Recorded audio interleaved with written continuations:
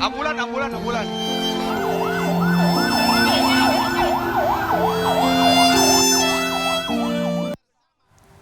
Ya, gempa bermagnitudo 5,6 mengguncang Cianjur, Jawa Barat pada Senin siang dan kepanikan warga sempat terekam kamera. Gubernur Jawa Barat Ridwan Kamil menyebut hingga Senin malam korban tewas akibat gempa mencapai 162 orang. Hingga Senin malam korban luka akibat gempa magnitudo 5,6 di Cianjur terus berdatangan ke RSUD Sayang, Cianjur. Membludaknya pasien membuat tenaga medis harus merawat para pasien di parkiran rumah sakit dengan beralaskan terpal. Selain RSUD Sayang, Pemkab Cianjur juga akan merawat para korban luka di beberapa rumah sakit di Sukabumi. Gempa yang mengguncang Cianjur Senin siang meluluh lantakan sebagian besar wilayah permukiman warga. Salah satunya Kampung Panumbangan, Desa Cibulakan, Kecamatan Cugenang. Di pabrik beras Haji Agus Salim sebanyak 200 warga berlindung dengan fasilitas sangat minim. Mereka membutuhkan bantuan makanan, obat-obatan, tenda, makanan bayi, selimut, dan pakaian. Di penampungan ini atau di sekitar lokasi ini ada 7 orang yang meninggal dunia dan beberapa orang lainnya luka-luka. Saya tidak bisa berkata-kata ini pemirsa, salah satu korban yang saat ini belum bisa dievakuasi ini. Warga juga masih menunggu bantuan seperti misalnya ambulan dan juga berbagai kebutuhan lain, air, makanan, obat-obatan. Dan yang paling penting adalah tenda yang bisa mereka gunakan untuk sementara berteduh karena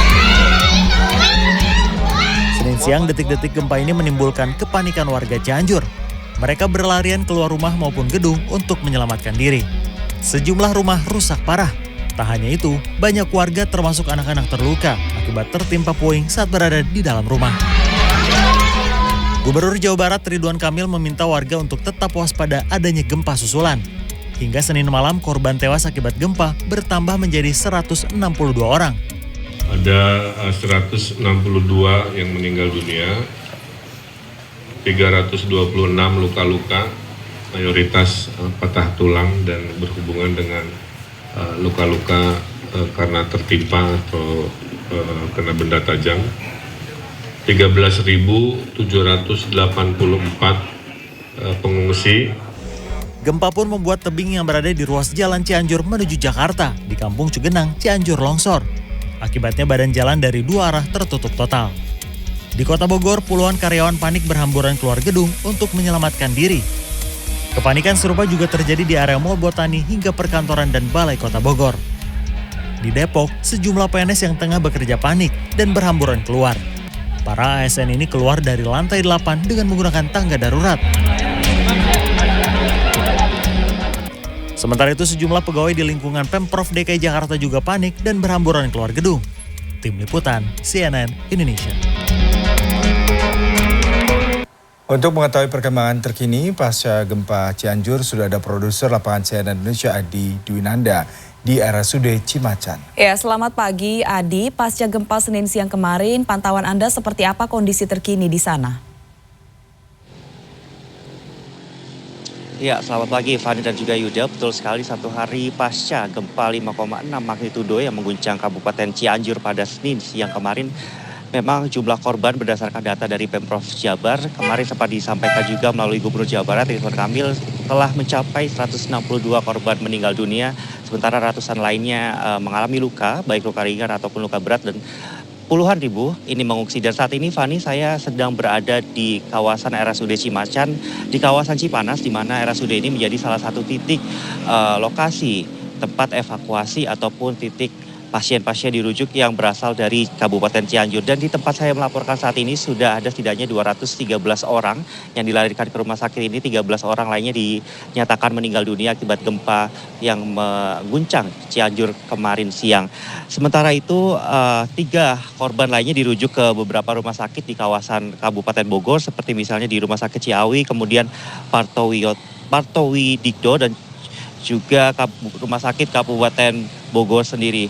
Dan dapat kami sampaikan, Fani dan juga Yuda, memang kemarin malam kami sempat melakukan pantauan di ruas jalur Cipanas hingga ke kawasan Cugenang begitu.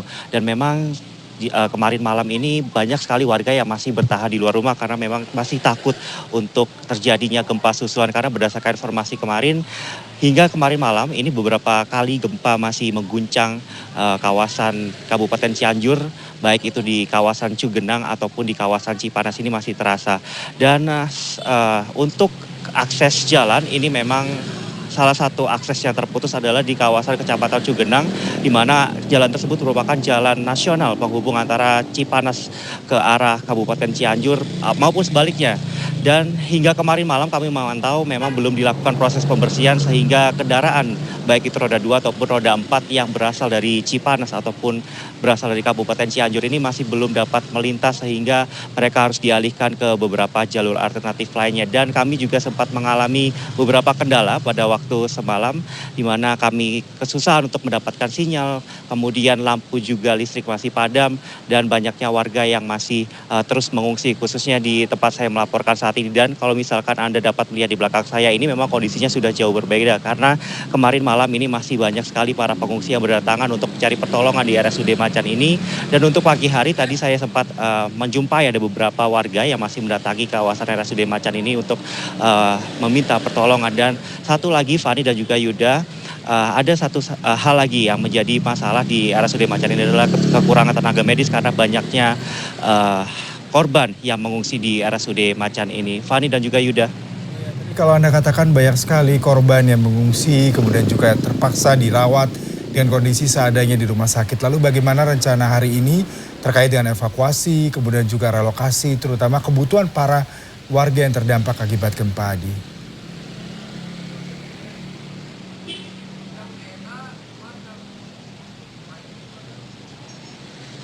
Ya, Adi, apakah mendengar suara saya dengan baik, Adi? Ya. Ini terkait dengan warga yang terdampak, sejauh ini apa langkah dari pemerintah terkait dengan evakuasi, kemudian juga relokasi warga terdampak gempa, Adi? Ya, terima kasih Adi melaporkan langsung dari lokasi gempa di Cianjur, Jawa Barat. Kita ke informasi selanjutnya, Fani. Iya, di mana ada 3 anak dan 2 orang dewasa korban gempa Cianjur yang dirujuk ke Rumah Sakit Umum Daerah R. Samsudin, Kota Sukabumi. 3 diantaranya dalam kondisi kritis akibat luka di kepala dan juga tulang belakang. Sementara itu sejumlah warga yang rumahnya rusak terpaksa mengungsi di depan pertokoan. Pasca gempa bermagnitudo 5,6 yang mengguncang Kabupaten Cianjur, Jawa Barat, satu persatu korban berdatangan ke RSUD R. Samsudin, Kota Sukabumi pada Senin malam. Data dari rumah sakit menunjukkan sedikitnya 5 orang yang terdiri dari 3 anak-anak dan 2 orang dewasa telah menjalani perawatan. Kebanyakan dari mereka mengalami luka berat di kepala dan di bagian tulang belakang. Bahkan kondisinya masih tak sadarkan diri dan kritis. Pihak RSUD R. Samsudin telah menyiapkan beberapa dokter spesialis ortopedi dan spesialis lainnya, beserta 2 ruangan khusus dan petugas kesehatan yang standby selama 24 jam. Kondisinya masih sangat sangat memerlukan penanganan karena memang lukanya berat, cedera kepala berat yang 2. Sementara itu sejumlah warga Cianjur yang rumahnya rusak akibat gempa mengungsi di tempat pengungsian sementara. Beberapa dari mereka bahkan terpaksa mengungsi di depan toko. Sejumlah warga mengaku masih merasa khawatir jika gempa susulan terjadi. Waktu itu saya lagi di bengkel. Nah, pas lagi duduk tiba-tiba ada gempa gitu, Pak. Kalau kata orang sini mal ini gitu. Nah, setelah selesai ini saya dapat ini kan inisiatif sendiri nyari anak-anak. Pas sampainya di gang kedapatan anak saya udah berdarah-darah kepalanya gitu, Pak. Itu kenapa? Gempa yang terjadi Senin siang dengan magnitudo 5,6 memporak-porandakan ratusan rumah dan bangunan perkantoran. Selain itu, Jalan Nasional Cianjur menuju Jakarta juga lumpuh total akibat tebing longsor dan menutup ruas jalan. Tim Liputan CNN Indonesia.